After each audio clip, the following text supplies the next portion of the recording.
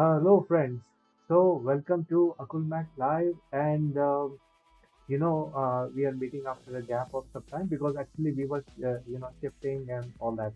So, today we are talking about science, and the subject is, uh, the subterranean oceans which are found in different planets. In fact, there is a subterranean ocean found in Earth also, which is supposedly three times the size of all the oceans that exist on the surface. Similarly, there are oceans in the satellites of Jupiter, there are oceans under the ice sheet, there are oceans in the satellites of Saturn, and also now the latest finding is that there are subterranean oceans which are located in Pluto also, and Pluto is so cold.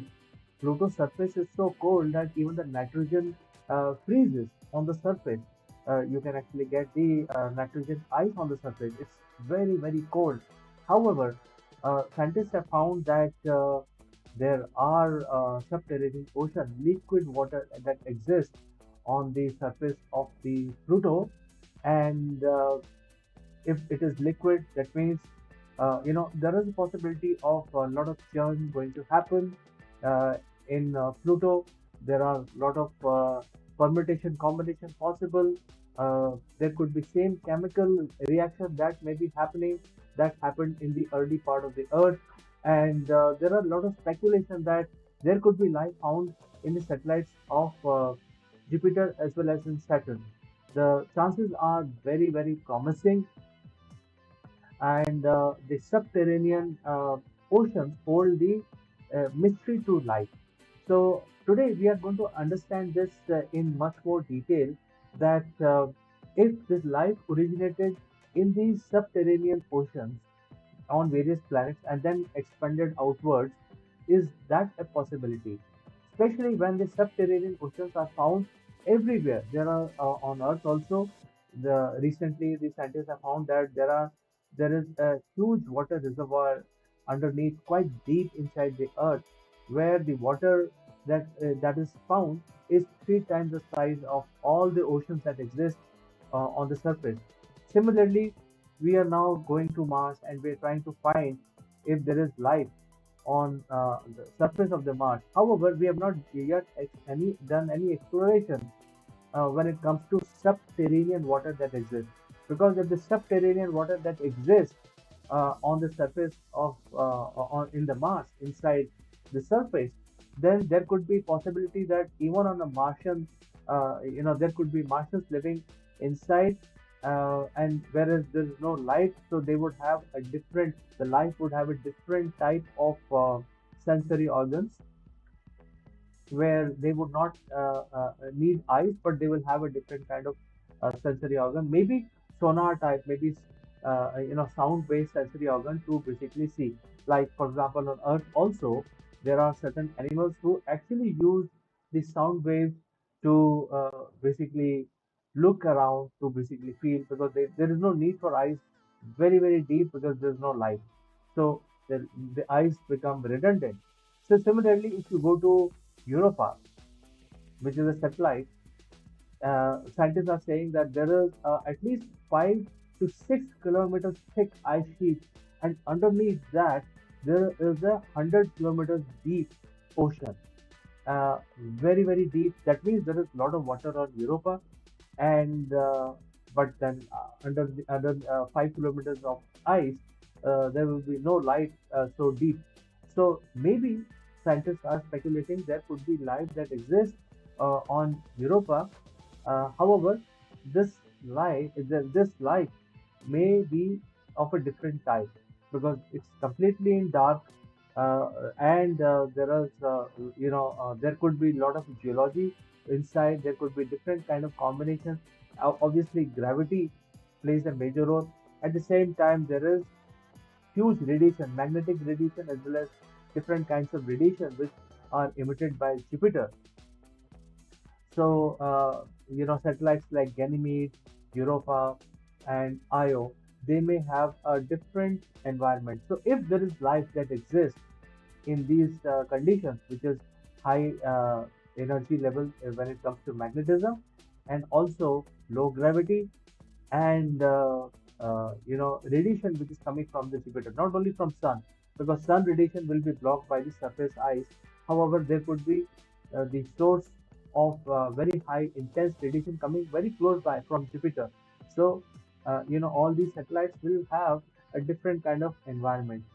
Uh, the water has oxygen. I mean, if they are oxygen breathing, then water would have to need some sort of oxygen saturation that is happening inside the ocean. So we do not know. However, there are planets with lot of water. I mean, there are subterranean oceans found also uh, in the asteroids. The largest asteroid also there is liquid water underneath the ice. Now, the scientists have found that there is ice sheet, very very thick ice sheet on Pluto, which is so far off. It's extremely far off, and this ice sheet may be 40 kilometers thick, extremely thick. But underneath that, there is liquid water. Now, why there is so much emphasis on the liquid water? Well, liquid water is not as cold as the ice. Ice may be, below 100 degrees, below 0 degrees, and it could be colder also. But the water to exist in liquid form, the temperature has to be 4 degrees or anything higher than 0 degrees. So at that temperature, when it is not that cold, the life can exist. There could be a situation where life can be thriving inside these liquid reservoirs, and then these reservoirs are huge. As I told you, that on Europa, the depth of the ocean is estimated to be about 100 to 200 kilometers. Now, if you look at the depth of the ocean on Earth, is hardly about 10 kilometers. So you can imagine the depth of the subterranean ocean. So I think there is a lot of research required in this space where we need to evaluate whether the subterranean ocean plays some sort of major role in emergence of life, and then the subterranean oceans may be independent of the external atmosphere. For example, life on Earth largely depends on the atmosphere. That you need oxygen, you need different combinations happening. There could be different atmospheric pressures, gravity and atmospheric pressures. So all the life that we see on the surface of the Earth is largely dependent and powered by the atmosphere.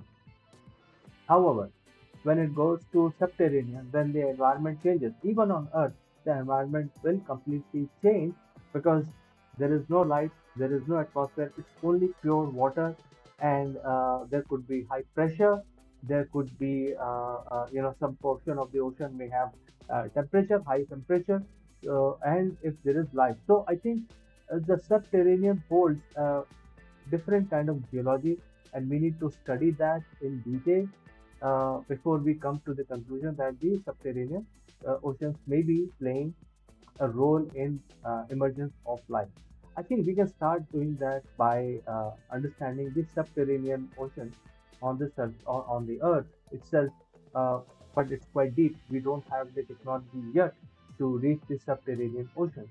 And so if we are able to reach the subterranean ocean and we find that there are microscopic bacteria or some kind of life thriving inside the earth, then it will actually improve chances of doing exploration on Europa, on Titan, in Saturn, which is a satellite of Saturn, and also on Pluto, because now the scientists have found there is liquid water.